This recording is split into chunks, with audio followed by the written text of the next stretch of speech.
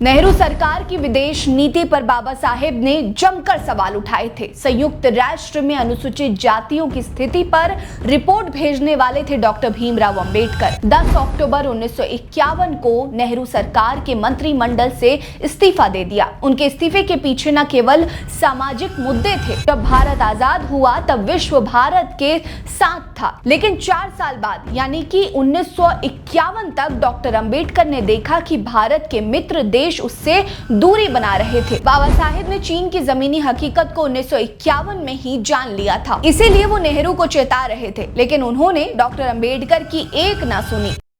Doctor Ambedkar ने चीन को लेकर जो कहा आज वही हो रहा है। 1951 में चीन की मंशा भाप गए थे डॉक्टर भीमराव अंबेडकर। नेहरू सरकार की विदेश नीति पर बाबा साहेब ने जमकर सवाल उठाए थे। संयुक्त राष्ट्र में अनुसूचित जातियों की स्थिति पर रिपोर्ट भेजने वाले थे डॉक्टर भीमराव अंबेडकर।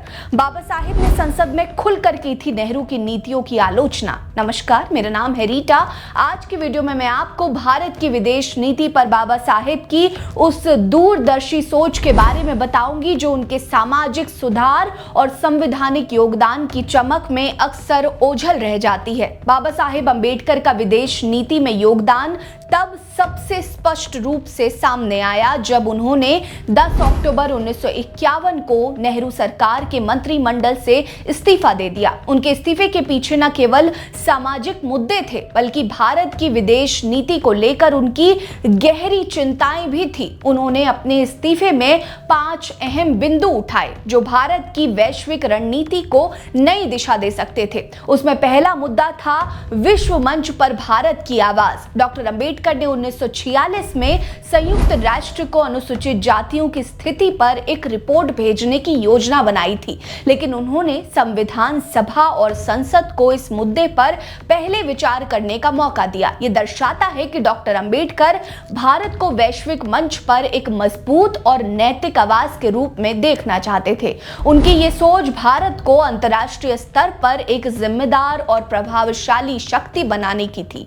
दूसरे बिंदु में उन्होंने तत्कालीन प्रधानमंत्री पंडित जवाहरलाल नेहरू की नीति पर सवाल उठाते हुए पूछा था कि हम दोस्त क्यों खो रहे हैं। दरअसल 15 अगस्त 1947 को जब भारत आजाद हुआ तब विश्व भारत के साथ था, लेकिन 4 साल बाद यानी कि 1951 तक डॉक्टर अंबेडकर ने देखा कि भारत के मित्र देश उससे दूरी बना रहे थे। उन्होंने इसे भारत की विदेश नीति की विफलता बताया। उनकी नजर में भारत की नीति अति आदर्शवादी थी, जो सबको खुश रखने की कोशिश में अपनी ताकत खो रही थी। डॉक्टर अंबेडकर का यह सवाल आज की राजनीति में भी प्रासंगिक है कि क्या भारत को वैश्विक मंच पर सिर्फ आदर्शवादी बनाना चाहिए या फिर ताकतवर रणनीतिक शक्ति के रूप में खुद को पेश करना चाहिए। आज के नेताओं को भी बाबा साहेब की इस दूरदर्शिता से सीख लेने की आवश्यकता है। बाबा साहेब के इस्तीफे में तीसरा सबसे बड़ा बिंदु था नीति निर्माण में उनकी दूरी।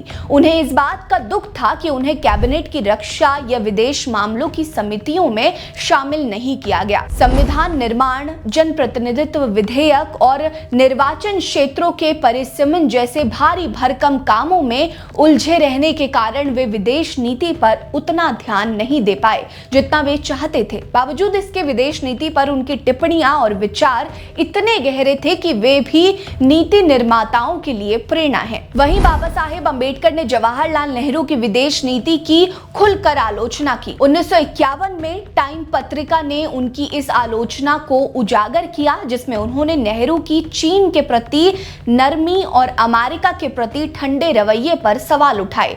लखनऊ विश्वविद्यालय के छात्रों के सामने उन्होंने बेबाकी से पूछा था कि भारत को संयुक्त राष्ट्र सुरक्षा परिषद में स्थायी सदस्यता क्यों नहीं मिलनी चाहिए। उनकी ये मांग आज भी भारत की वैश्विक महत्वाकांक्षा को दर्शाती है। उस समय हमने हाथ में आए मौके को गवा दिया था और आज उसी परिषद में स्थायी सदस्यता के लिए संघर्ष कर रहे हैं।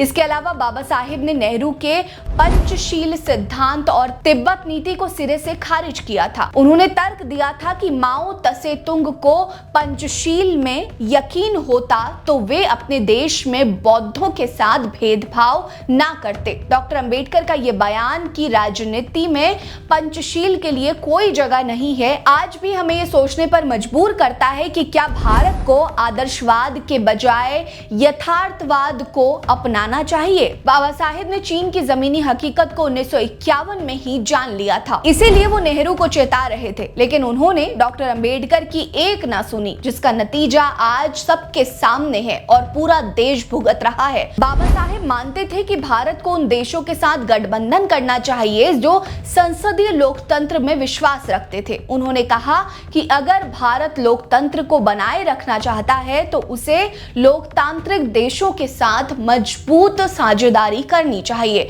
डॉक्टर अंबेडकर का विदेश नीति दृष्टिकोण उनकी रणनीतिक सोच का प्रतीक है। वे मानते थे कि विदेश नीति का लक्ष्य भारत को मजबूत, सुरक्षित और समृद्ध बनाना होना चाहिए। उनकी नजर में भारत को वैश्विक मंच पर अपनी स्थिति को मजबूत करने के लिए आर्थिक विकास और रणनीतिक गठबंधनों पर ध्यान देना चाहिए। उन्होंने जीते जी कम्युनिज्म को भारत के लिए खतरा माना और लोकतांत्रिक देशों के साथ गठबंधन की वकालत की। आपको बता दें कि डॉक्टर अंबेडकर की विदेश नीति की सोच आज के भारत के लिए एक रोड मैप की तरह है। जब भारत वैश्विक शक्ति बनने की ओर अग्रसर है तब उनकी ये सलाह देश के विकास में पथ प्रदर्शक हो सकती है। विदेश नीति के मामले में बाबा साहेब अंबेडकर तत्कालीन प्रधानमंत्री नेहरू और विदेश मंत्री से भी 10 कदम आगे थे। ऐसे में ये कहा जा सकता है कि डॉक्टर अंबेडकर को विदेश नीति निर्माण में और बड़ी भूमिका मिली होती तो शायद भारत आज और भी मजबूत वैश्विक स्थिति में होता।